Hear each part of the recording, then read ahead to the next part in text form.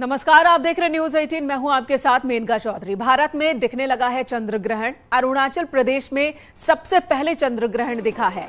ईटानगर में दिखा चंद्र ग्रहण। तो चंद्र ग्रहण की शुरुआत हो चुकी है। इसकी शुरुआत तकरीबन 2:30 बजे ही हो गई थी, लेकिन भारत में इसका जो वक्त है वो बताया जा रहा था कि 5:30 से 6:30 बजे तक असर रहेगा। लेकिन सबसे पहले ईटानगर से चंद्र ग्रहण दिखने लगा है भारत में। तो भारत में दिखने लगा है चंद्र ग्रहण। अरुणाचल प्रदेश ईटानगर से सबसे पहले चंद्र ग्रहण दिखने लगा है।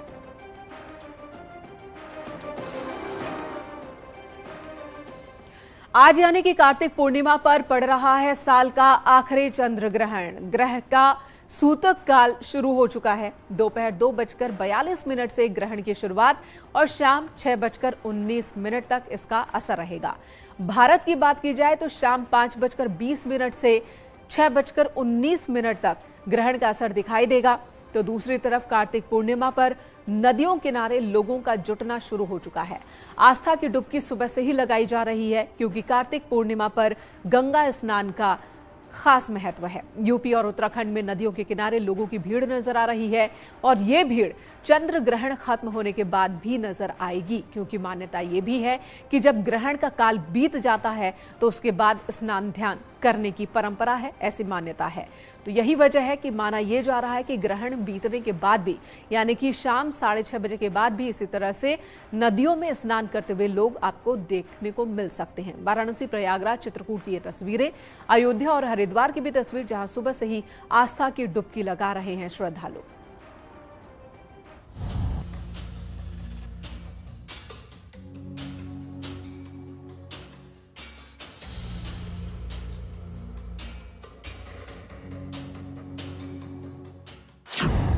चंद्र ग्रहण पर सूतक हो चुका है शुरू। लगेगा साल का आखिरी चंद्र ग्रहण।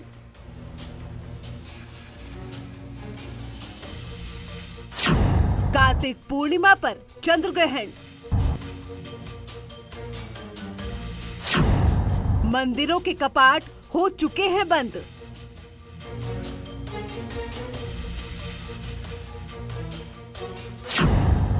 ग्रहण काल में क्या करें, क्या ना करें?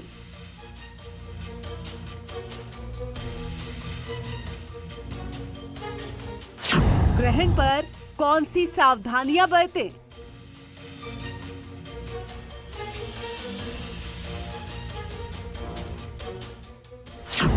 आप पर होगा ग्रहण का कैसा प्रभाव? चंद्र ग्रहण के दौरान क्या दान करें?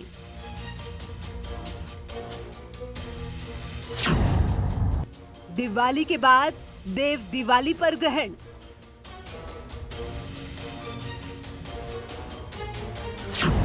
चंद्र ग्रहण का मंत्र कवच।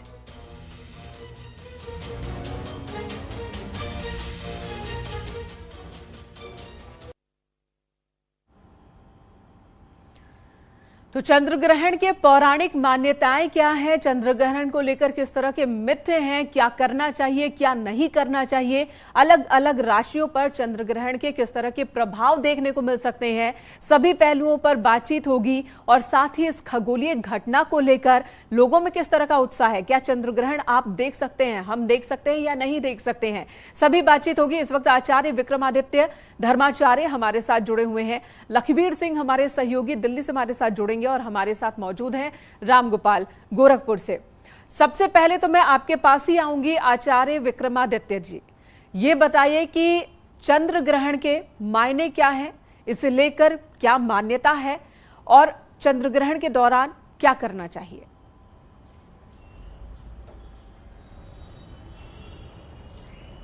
चंद्र ग्रहण जैसे हम सब लोग जानते हैं, हम सब लोग विज्ञान के पढ़े हुए छात्र तो है ही हैं। 10वीं 12वीं तक तो बहुत सारे लोगों ने साइंस पढ़ते ही हैं। जिस प्रकार से एक खगोलीय घटना है और खगोलीय घटना का जिस प्रकार से आज प्रभाव ज्योतिष विज्ञान ने उसको बहुत अच्छे से समझा कि उसका प्रत्यक्ष और अप्रत्यक्ष किस प्रकार के प्रभाव होते हैं, उन्हीं की विवेचना शास्त्र के दृष्टिकोण से करी। ज्योतिष विज्ञान के अध्ययन से आज से हजारों वर्ष पूर्व इस चीज का अध्ययन कर लिया गया कि ग्रहण कब होने वाला है, कैसे होने वाला है, किस प्रकार से पड़ेगा। लेकिन अगर विज्ञान की बात करें तो विज्ञान तो अभी कुछ वर्ष पूर्व, यदि बात करें 100 साल पहले, 150 साल पहले ही जिस प्रकार से विज्ञान की तरक्की हुई, लेकिन एस्ट्रोनॉमिकल पॉइंट ऑफ व्यू से यदि भारतीय संस्कृति को आप समझें तो भारत ने कैसे हजारों साल पहले उसी विज्ञान को ज्योतिष दृष्टिकोण से उस एनाटॉमी के जिस प्रकार से एस्ट्रोनॉमी को का अध्ययन करने के उपरांत किस प्रकार से ग्रह गणना निकाली और केवल गणित के माध्यम से इन समक्ष गणनाओं को हम सबके समक्ष रखा। उसका प्रत्यक्ष उदाहरण हमारा पंचांग है कि पंचांग के अंदर आज नहीं 100 साल, 1000 साल, 2000 साल पहले जितने ग्रहण पड़े उनकी भी गणना निकाल सकते हैं और आने वाले 1000 साल बाद तक भी जो ग्रहण पड़ने वाले हैं उनका भी आप अध्ययन कर सकते हैं। तो यानी भारतीय संस्कृति के जो विज्ञान का भाग है, ज्योतिष विज्ञान का गणित भाग है, वो तो आज की एस्ट्रोनॉमी के साथ परफेक्टली मैच करता है। अब रही बात क्या प्रभाव पड़ता है, वाकई उस प्रभाव को कभी अध्ययन किया ही नहीं जाता है आधुनिक विज्ञान के माध्यम से, और ज्योतिष विज्ञान ने उस प्रभाव को समझने का प्रयास किया। आचार्य जी, ये संघर्ष पुराना है, विज्ञान और ज्योतिष के बीच का जो ये संघर्ष है ये बहुत पुराना है। आस्था कुछ कहती है, विज्ञान कुछ कहता है, लेकिन जैसा कि आप बता रहे हैं कि वैज्ञानिक दृष्टिकोण से ही ज्योतिष में भी गणना की गई है, तो उस गणना के हिसाब से चंद्र ग्रहण का किसी भी मानव के ऊपर पॉजिटिव नेगेटिव किस तरह का असर होता है?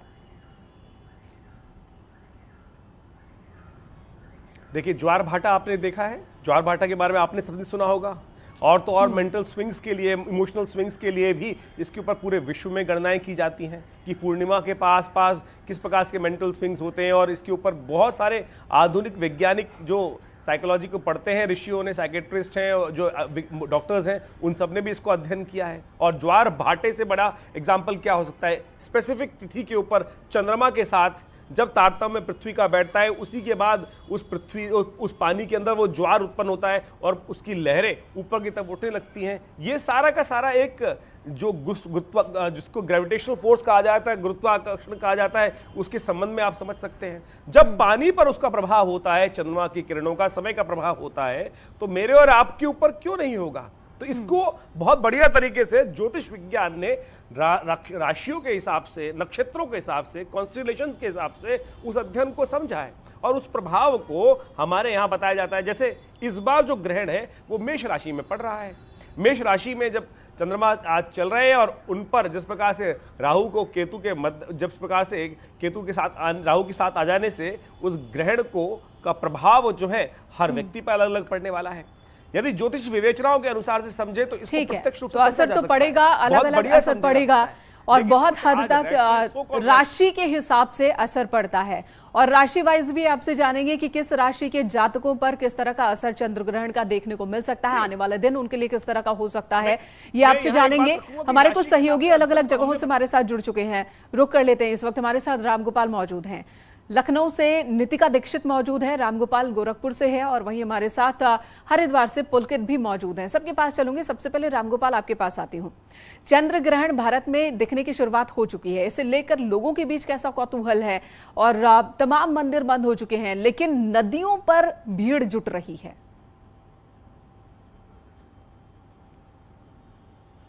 बिल्कुल, ज्योतिष जो भी कहे और ग्रह के बारे में जो भी वो उनके अपने तर्क हैं, लेकिन इस वक्त मैं गोरखपुर के जो नक्षत्रशाला है वहां पे खड़ा हूं और आप देखिए कि किस तरीके से जो बच्चे हैं उनमें उत्साह है इसको जानने के लिए, इसको समझने के लिए, इसको देखने के लिए। और यहाँ पे इस वक्त बड़ी संख्या में बच्चे आए हुए हैं और वो कोशिश कर रहे हैं कि अब से कुछ देर बाद करीब 7 से 8 मिनट के अंदर जो है दिखना शुरू हो जाएगा यहाँ पे भारत में। तो वो किस तरीके से होगा उसको देखने के लिए यहाँ पे बच्चे हैं, हमारे साथ फोटोग्राफर भी हैं, इनके लिए भी एक आज अद्भुत दिन होता है। तो किस तरीके का आज आप लोग तैयारी किए हुए हैं? यहाँ पे पूरा हमने रिफ्लेक्टर टेलीस्कोप लगाया हुआ है जो बच्चों को दिखाया जा सके, और ये घटनाएं जो है मतलब साल भर में 2 साल में एक बार आती हैं और बच्चों को अधिक से अधिक बताया जा सके। जो पुरानी मान्यताएं हैं उनको लेते हुए जो है हम साइंटिफिक मेथड से उनको क्या बता सकते हैं, उसका क्या हमारे ऊपर इफेक्ट पड़ता है, वो हम इनको बता रहे हैं। बच्चों को बताने की तैयारी आप लोगों ने कर रखी है? यहाँ पे टेलीस्कोप के माध्यम से बच्चों को जो है चंद्र ग्रहण को दिखाया जाएगा और वीर बहादुर सिंह नक्षत्रशाला की तरफ से आयोजन किया गया है बच्चों को दिखाने की तैयारी है। तो आप लोग उत्साहित हो देखने के लिए? हाँ, देखने के लिए उत्साहित है। उत्साहित हो एकदम। जी वाकई आपके पास लौटूंगी रामगोपाल, कुछ ऐसा ही उत्साह देखने को मिला था सूर्य ग्रहण के दिन भी, जब सूर्य ग्रहण लग रहा था और बड़ी संख्या में खगोल शास्त्र के स्टूडेंट्स पहुंचे थे, आम स्टूडेंट्स पहुंचे थे ये देखने के लिए कि आखिर सूरज दिखता कैसे है जब ग्रहण लग जाता है। और चंद्र ग्रहण को देखने के लिए भी यहाँ पर जुटे हुए सभी छात्र हैं। और रुख कर लूंगी इस वक्त, निमिष भी हमारे साथ अयोध्या से जुड़ चुके हैं। निमिष के पास जाऊं उससे पहले पुलकित अग्रवाल हरिद्वार से हमारे साथ हैं। पुलकित, हरिद्वार में क्या टाइमिंग बताई जा रही है जब चंद्र ग्रहण देखा जा सकेगा और वहां पर क्या इंतजाम है चंद्र ग्रहण को लेकर?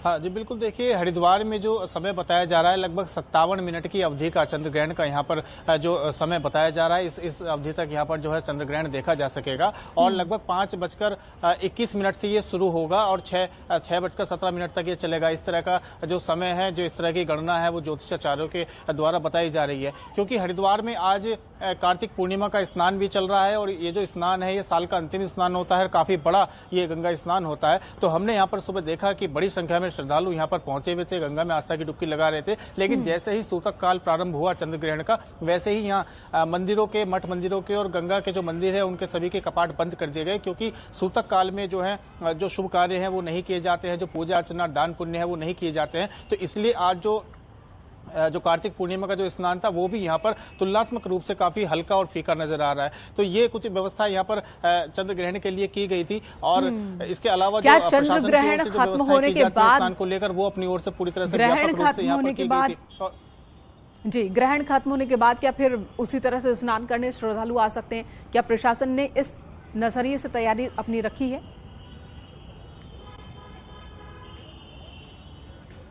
जी जी, जाहिर तौर पर क्योंकि प्रशासन की ओर से जो तैयारी की गई थी वो कार्तिक पूर्णिमा के स्नान को लेकर की गई थी। और ऐसा भी अनुमान लगाया जा रहा है कि न सिर्फ जो लोग कार्तिक पूर्णिमा के स्नान के लिए आए हैं वो स्नान अगर नहीं कर पाएंगे और उसके बाद चंद्र ग्रहण के बाद भी स्नान करने का जो है काफी महत्व माना जाता है। तो जो लोग हैं, जो श्रद्धालु हैं, दूर से आए हुए हैं, वो कार्तिक पूर्णिमा के स्नान के बाद चंद्र ग्रहण का स्नान भी करके जाएंगे। तो इसलिए भी प्रशासन ने लगभग 2 दिन के हिसाब से यहाँ पर तैयारी की हुई है। और जो गंगा की जो आरती होती है वो 6 बजे का इन दिनों सर्दियों में समय है, 6 बजे के लगभग वो गंगा आरती होती है। लेकिन क्योंकि जो सूतक काल है वो उस समय तक चल रहा होगा, इसलिए गंगा की जो आरती है वो भी उसको समय भी थोड़ा विलंब किया गया है। लगभग 7-7:15 बजे आज गंगा की आरती ठीक है, तो होगी। 7-7:15 बजे के आसपास गंगा आरती होगी हरिद्वार में हर की पैड़ी पर। पुलकित बने रहे हमारे साथ। निमिष का भी रुख कर लेती हूँ। निमिष, आज काफी देर तक भगवान राम के मंदिर के कपाट बंद रखे गए क्योंकि सूतक लग गया। क्या शाम में चंद्र ग्रहण के बाद कपाट खुलेंगे या फिर आज बंद ही रहेंगे आम श्रद्धालु के लिए?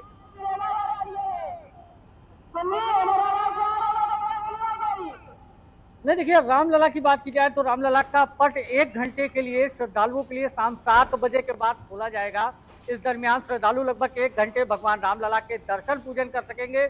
और इसके अलावा जितने भी प्रमुख मठ मंदिर है वो सुबह शाम को 6:19 पर मोक्ष काल के बाद मंदिरों की धुलाई होगी, भगवान की पूजा आरती होगी, उसके बाद आम श्रद्धालुओं के लिए खोल दिया जाएगा। क्योंकि आज अयोध्या में सबसे अहम त्योहार है, आज कार्तिक की पूर्णिमा है। ऐसे में श्रद्धालुओं का बड़ी संख्या में जमावड़ा है, श्रद्धालु यहाँ मौजूद हैं। देखिए हम जिस जगह घाट पे हैं, इस घाटों पर आप देखिए यहाँ पर संत हो चाहे स्थानीय हो, बड़ी संख्या में लोग ये आपको भजन में देखेंगे। ये हनुमानगढ़ी के महंत जी हैं राजू दास जी, यहाँ पर करीब ग्रहण सूतक काल से ही ये बाकायदा यहाँ पर अनुष्ठान में है। इसी तरीके और भी हम सीढ़ियों पर आपको दिखा दे, देखिए जो श्रद्धालु हैं ये यहाँ पर मौजूद हैं, ये यहाँ पर भजन कर रहे हैं, भगवान के नाम के संकीर्तन करते हैं। इसके अलावा ये देखिए घाट पर जगह जगह तमाम जो धार्मिक अनुष्ठान है वो उस तरफ हवन हो रहा है। इस तरीके के तमाम जो कार्यक्रम है, जो धार्मिक अनुष्ठान है, जो धार्मिक मान्यता है, उस हिसाब से भी जो तैयारियां हैं वो है, लोग यहाँ पर दर्शन पूजन कर रहे हैं। इसके अलावा सबसे अहम पल वो होगा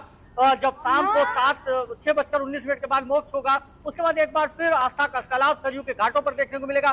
बड़ी संख्या में श्रद्धालु यहाँ पर पहुंचेंगे, दर्शन करेंगे। क्योंकि सुबह लगभग 10 लाख से ज्यादा लोगों ने यहाँ पर स्नान किया है और यही आंकड़ा लगभग प्रशासन के पास अभी भी है। प्रशासन इस तैयारी में है कि अयोध्या में इस सरयू के घाटों पर बड़ी संख्या में श्रद्धालु इस कालिया। ठीक है निमिष, आपके पास लौटूंगी किस तरह से मंत्रोच्चारण और लोग यहाँ पर कीर्तन कर रहे हैं ये भी आपसे जानूंगी, लेकिन एक बार रुख लखनऊ का कर लेते हैं। नितिका दीक्षित हमारे साथ मौजूद हैं। हमने देखा हरिद्वार में एक तरफ घाट पर सन्नाटा पसरा है तो वहीं सरयू के किनारे लोगों की भीड़ है, कोई कीर्तन कर रहा है, भजन कर रहा है, मंत्रोच्चारण कर रहा है। नितिका, लखनऊ के बारे में बताएं, वहां पर किस तरह का उत्साह है चंद्र ग्रहण को लेकर? सूर्य ग्रहण पर हमने देखा था कि भव्य इंतजाम किया गया था ताकि स्टूडेंट्स देख सके सूर्य ग्रहण को और स्टडी कर सके। चंद्र ग्रहण को लेकर भी इस तरह की कोई तैयारी है क्या?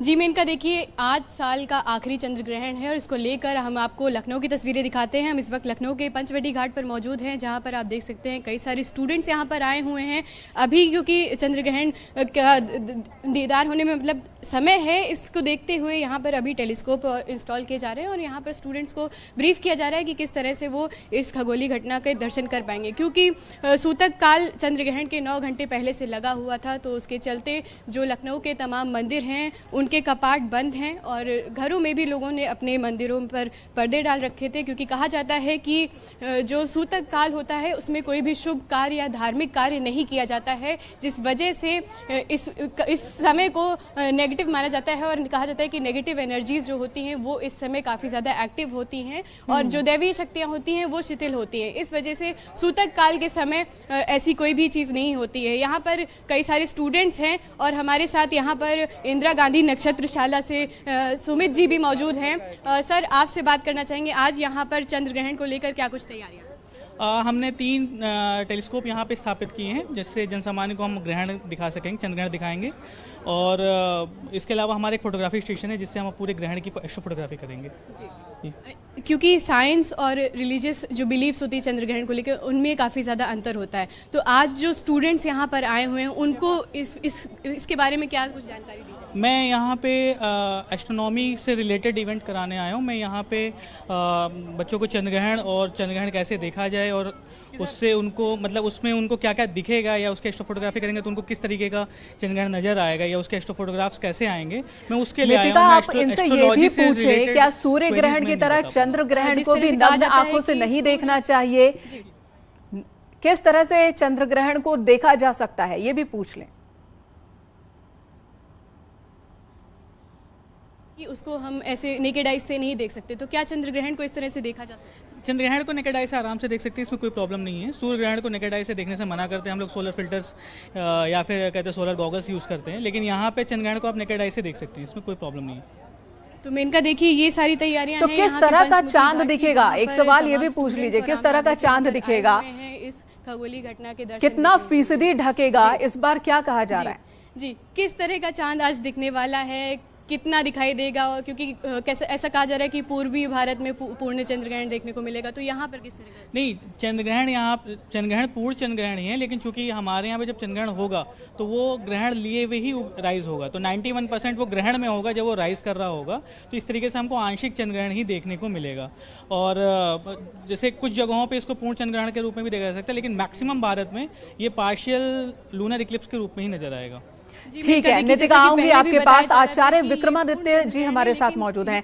आचार्य जी, आपने सुना कि एक खगोलीय घटना है, चाहे वो सूर्य ग्रहण हो या चंद्र ग्रहण हो, लेकिन आपका भी यही कहना है और बहुत सारे लोगों की यही मान्यता है कि एनर्जी तो सूर्य से निकल रही होती है, चंद्रमा से भी, और अगर उस पर कोई असर होता है तो उसका असर धरती पर भी देखने को मिलेगा। अब अगर हम राशि वाइज बात करें तो पहले की 3 राशियों के बारे में बताएं कि उन पर क्या असर पड़ने वाला है चंद्र ग्रहण का। जी बिल्कुल, ज्योतिष का एक सबसे ज़्यादा आजकल रोचक विषय यही है कि आपको मेरी राशि के अनुसार से उस पर क्या प्रभाव पड़ने वाला है। देखिए, ग्रहण है, हर चीज़ का, हर एक्शन का एक रिएक्शन भी होता है और उसके प्रभाव को आप समझ सकते हैं। क्योंकि ये ग्रहण की यदि हम बात करें तो ये ग्रहण जो है वो मेष राशि में पड़ रहा है और मेष राशि में सूर्य चल रहे हैं।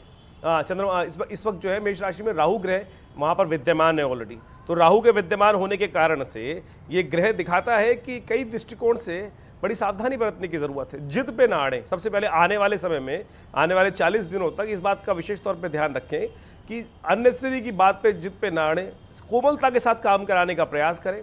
अपने स्वास्थ्य का विशेष तौर पे ध्यान रखने की जरूरत दिखाई देती है व्यक्ति को। सबसे बड़ी जरूरत स्वास्थ्य की है और पारिवारिक दृष्टिकोण से अपने परिवार में, अपने जीवन साथी के साथ सामंजस्य बैठाकर काम करने का प्रयास करें, क्योंकि ग्रहों के दृष्टिकोण से दिखाई देता है कि राहु के वहां होने के कारण से और चंद्रमा के साथ में युति बना देने के कारण से ये हो सकता है कि आपस के सामंजस्य में कोई कमी आ जाए। तो सबसे पहले शांति के साथ, सबसे पहले एक्सेप्टेंस लाने का प्रयास करें कि इस बात को रखें, उपाय के तौर से समझें तो ऐसा काम कीजिएगा कि ग्रहण लगा हुआ है तो इस समय में थोड़े चावल पे हाथ लगा के रख लीजिएगा, अपनी सामर्थ्य के अनुसार जितने हो सके चावल का किसी गरीब व्यक्ति को, जरूरतमंद व्यक्ति को दान दे दीजिए, वो बहुत अच्छा रहेगा। यदि चंद्रमा का मंत्र आप जप कर सके तो बहुत श्रेष्ठ है। ओम शांग श्रीं श्रौंग से चंद्रमा से नमः, इस मंत्र का जप करने से आपको लाभ होगा, आपकी समस्याएं कम होने का योग बनेगी। जहां तक बात है कि आपके ग्रह दृष्टिकोण से आपके खर्चे बढ़ सकते हैं, आने वाले समय में अननेसेसरी के लोग आप पे जुर्माने कर सकते हैं। जुर्माने का मतलब है कि आपका दोष नहीं था, थोड़ा बहुत दोष था, लेकिन प्रकृति की दृष्टिकोण से आप पर कुछ ज्यादा भार पड़ गया तो वो जुर्माना माना जाता है। तो ऐसे योग दिखाई देते हैं कि आने वाले 20-25 दिनों तक कुछ समस्याएं ऐसी बढ़ सकती है, तो थोड़ी सावधानी के साथ बरतेंगे तो अच्छा रहेगा। यदि राशि नंबर 2 वृष राशि के संबंध में बात करें तो क्योंकि चंद्रमा आपसे चले जाते हैं 12वें भाव में इस वक्त ग्रहण के काल में, तो ये आपके लिए थोड़ा सा कष्टमय हो सकता है, उतना ज्यादा नहीं जितना मेष राशि वालों के लिए है। तो थोड़ा सावधानी बरतते हुए काम करने का प्रयास करें। अपने धन संबंधित समस्याओं को विशेष तौर पर ध्यान रखते हुए काम करने का प्रयास आपको किया जाना चाहिए। भाग्य में थोड़ा सा रुकावट हो सकता है, यानी बहुत जल्दी से, जैसा क्या होता है ना कि हर बार हम काम करने का प्रयास कर रहे हैं तो एकदम हमारा सपोर्ट मिल जाए, ऐसा नहीं होगा। थोड़ा विलंब हो सकता है, थोड़ा विलंबता के साथ काम होने के योग बन सकते हैं, तो फिर भी थोड़े सावधानी के साथ बरतेंगे तो अच्छा रहेगा। आपके लिए अच्छा ये है कि आप ऐसे समय में जो उड़द की दाल है बिना छिलके वाली, उसको दान करने का प्रयास करें और भगवान कृष्ण के मंत्र का जप करें, ओम नमो भगवते वासुदेवाय, तो आपके लिए कल्याणकारी रहेगा।